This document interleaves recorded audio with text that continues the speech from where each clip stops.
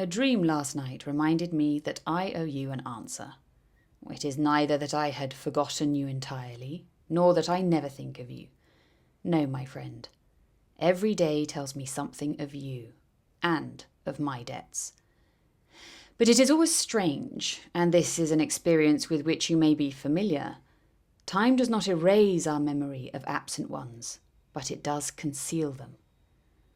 Our life's diversions, our making the acquaintance of new things, in short, every change in our condition does to our heart what dust and smoke do to a painting.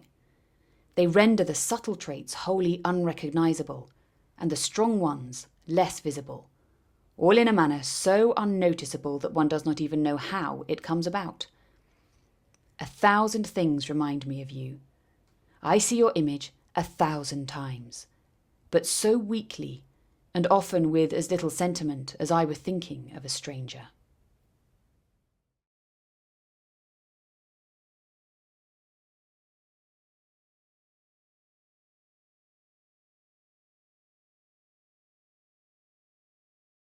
I often find that I rarely consider my own future.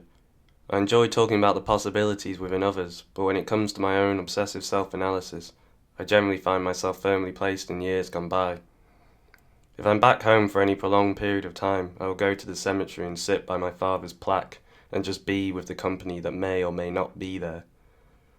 On one of these visits I began to smoke, but quickly stubbed the cigarette out and tried to hide it, despite the fact that there was no one around. It felt peculiar to be still very much under the eyes of a disapproving parent. Never smoking in the presence of my mother, as both a sign of respect and for fear of the consequences, I sometimes feel my relationship with her is still that of a small, obedient child. Within this brief moment of time, I had the same relationship that I have with my mother, with someone who had barely been in my life, now represented by a plaque on a stone wall. Pete Johnson, a special kind of guy. Unsure what to do at the time with this connection, I know that it made me happy. I have all of about 3 vivid memories, or maybe visions, of my father. I question whether they are memories, for I am unsure as to whether they are genuine memories, or just tales I have heard enough times they have built up in my own mind and now appear as believable as other tales I can recount from my own life. Having moved into what would become the family home only a few weeks before his death, there are a few objects around the house that will make me think of him, apart from the occasional photographs of him dotted about. It feels strange to stare at the face of someone who seems a stranger, and yet has eyes calling for attachment.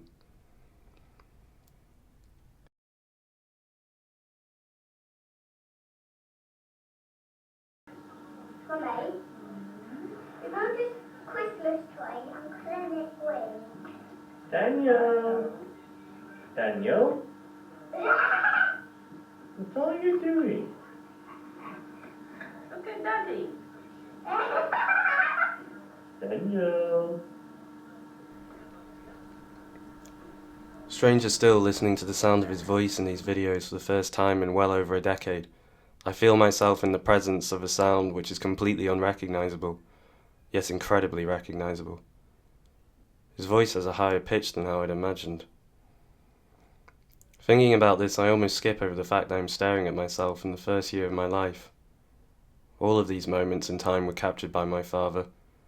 This is perhaps because the camera was given to him as a present, or because in one scene my mother shows that using a camera was never one of her strong points, as she struggles to turn the camera off, exclaiming, "I don't know how to use these bloody things," before bringing the image to darkness, as she finally gives up and just puts the lens cap back on. Bless her. Though I try to concentrate on the sound of his voice, my father rarely speaks. He merely observes the intimate moments of a family living their life, and so I sit and silently observe the silent observer.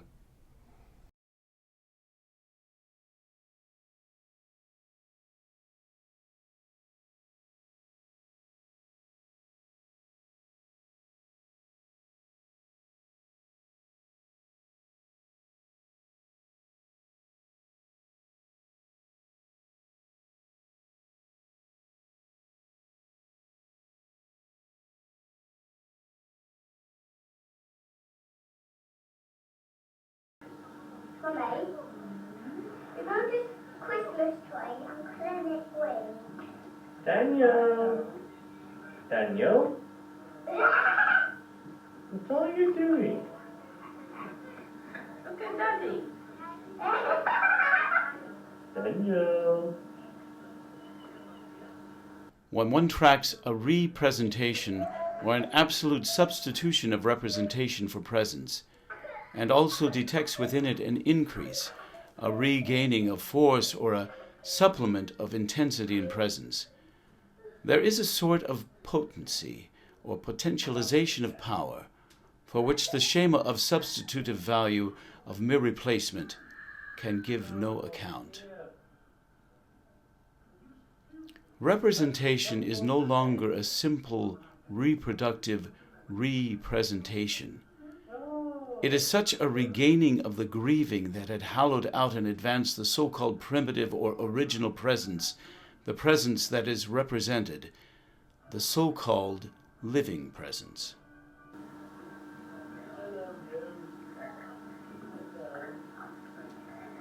Hello, no, no.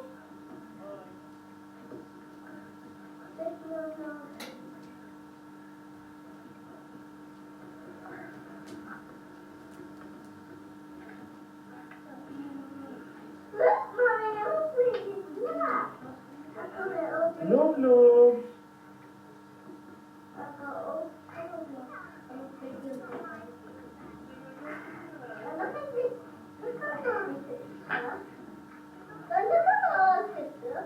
Oh, very nice,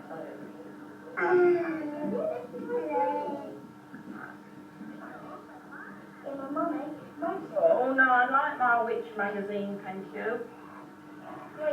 I emphasize elsewhere here, though we are going to see in a moment that the radical example of death makes of this elsewhere, which refers to a gospel, the metronomy of a possible nowhere, or at least of an elsewhere without locality. Without a home is presentable space, in the given space of presentation. Oh, it's got some letters on.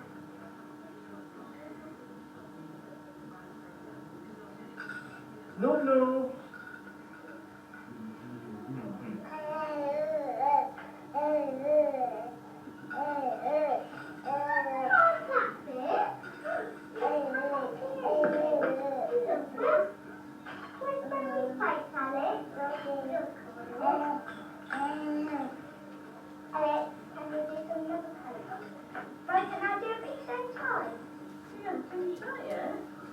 Yeah, why not finish this? Can I go pick some toys?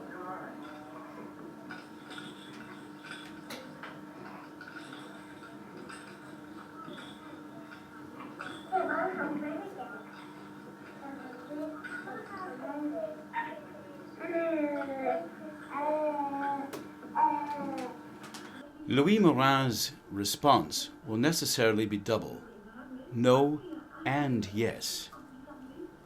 No, it is not simply an image if we are to accept the ontological concept of the image as the mimetic and weakened double of the thing itself. Yes, for it is the very essence, the proper power, the dynamis of the image. If one thinks of the image on the basis of death, that is, in truth, on the basis of the grieving that will confer upon it its power and an increase in intensive force.